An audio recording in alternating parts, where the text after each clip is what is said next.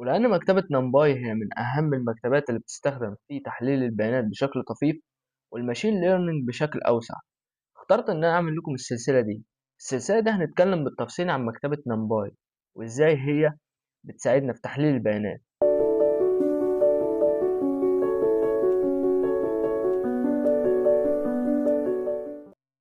زي ما انتم شايفين كده هنتكلم في الأربع أجزاء دول في المكتبة بشكل بسيط خالص. المكتبة دي عبارة عن مكتبة التعاملات مع المصفوفات والليست والمحددات والحاجات دي. طيب انت كده دخلتنا في الرياضة؟ لا، بص الموضوع سهل، بحيث ان انت مثلا ازاي بنعمل الليست في النمبر. اول حاجة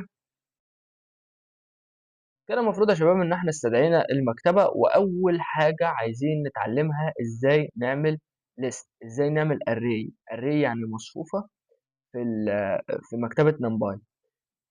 اول حاجة لو انت مثلا عندك مصفوفة عايز تسميها ايه، فانت هتقول له ايه ايكوال، بعد كده انت هتقول له mb.array. معنى كده ان انت عايز تعمل مصفوفة، انت كده عرفته ان انت عايز تعمل مصفوفة. تمام بالشكل ده. هتفتح الاقواس بالشكل ده كده، واحنا متعرفين قبل كده عشان نعمل اي مصفوفة احنا لازم نحط الاقواس المستطيلة بالشكل ده كده. تمام، هتبدأ تضع اي ارقام انت عايزها، 1 2 3 4 وليكن بالشكل ده كده. اعلمك ازاي نعمل ليست مثلا على هيئة صفين وثلاث أعمدة مثلا، أو صفين وعمودين بالشكل اللي أنت عايزه، ممكن تعرف تعملها. مصفوفة هسميها بيه، وهكتب mb.array كده. أنا بعرفه إن إحنا عايزين نعمل مصفوفة يا باشا. طيب خش واكتب أي أرقام أنت عايزها تعملها في المصفوفة دي بعد ما هتعمل القوسين دول. طيب أنت اسأل نفسك سؤال بسيط، هل أنت عايز تعمل مصفوفة عبارة عن صف واحد ولا كذا صف؟ لو لقيت الإجابة إن أنت عايز تعمل كذا صف، مضطر إن أنت تعمل كذا قوس مستطيل بالشكل ده كده. وهتفهم ليه دلوقتي. لو أنا مثلا عايز أقول له اتنين، 1 2 3 بالشكل ده كده، فأنا هعمل كده 3 أعمدة. خلاص، هطلع بره القوس ده وأعمل فاصلة وأعمل قوس جديد. خلاص، وأقول له مثلا 4 5 6. عايز أعمل كمان صف، أطلع بره وأعمل قوس جديد وأقول له 7 8 9. وليكن اي حاجه انت عايز تعملها، ممكن تعمل ملايين بقى. خلاص. طيب كده تعرفنا ازاي بنعمل الليست وازاي بنعمل المصفوفات في مكتبه نمباي. نيجي يا شباب على الجزء الثاني والاهم في مكتبه نمباي، والعمليات المباشره على المصفوفات في مكتبه نمباي. العمليات المباشره اللي هي زي الجمع والطرح والضرب والقسمه والقسمه الصحيحه والأس والحاجات دي. الحاجات دي مفيده طبعا طبعا طبعا في الماشين ليرنينج فيما بعد، واحنا بنتعلم هنفهم ايه ميزه الحاجات دي، ودي الاساسيات بتاعه المكتبه وازاي هتفيدنا فيما بعد.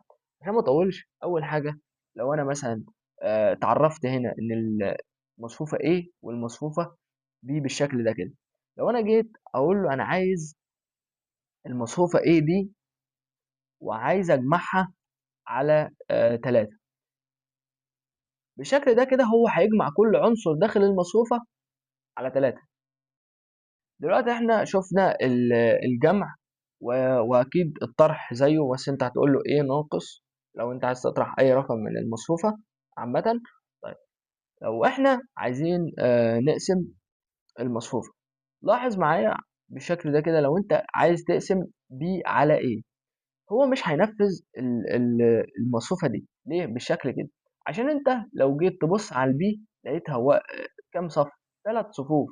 يعني دي معادلة، ديت مصفوفة من النوع 3 في 3، 3 صفوف في 3 أعمدة. وعايز تقسمها على مصفوفة من النوع 4 في 1، فهي مش هتيجي. انت عشان تقسم مصفوفة لازم المصفوفات تبقى شبه بعض. فأنا مثلا لو جيت قلت أنا عايز أقسم بي على 2، يعني اقسم كل عنصر من بي على الاتنين. خلاص، بالشكل ده كده هو عدى على كل عنصر من بي وقسمه على 2 بالشكل ده. طب ايه معنى علامتين القسمة اللي هما جنب بعض دول كده يا هندسة؟ بص يا عم الريس، دلوقتي هو هياخد الجزء الصحيح من كل القسمة بتاعته. هو هيقسم عادي، لقى دي نص، صح؟ يعني 0.5. هو هياخد الجزء الصحيح. يعني ايه هياخد الجزء الصحيح؟ يعني هياخد الصفر ده بس. هنا 1.5، هنا مالوش دعوة بالبوينت 5، هو هياخد الواحد بس. يعني هياخد الجزء الصحيح. مثلا عايز تاخد مجموع اي مصفوفة وليكن عندي، فانا مثلا هقول ام بي دوت سم، وهفتح القوس واقول له انا عايزك تجمع لي عناصر المصفوفة ب كام؟ 10. ده sum. بعد كده لو احنا عايزين نتعرف مع بعض ازاي بيعمل المين او الافريج. بيعمل المين او الافريج بنفس الكود برضو، ام بي دوت مين او افريج، انت تكتبها زي ما انت عايز. خلاص. وتكتب المصفوفة بي بعد المتوسط. خلاص، طلع لك 5.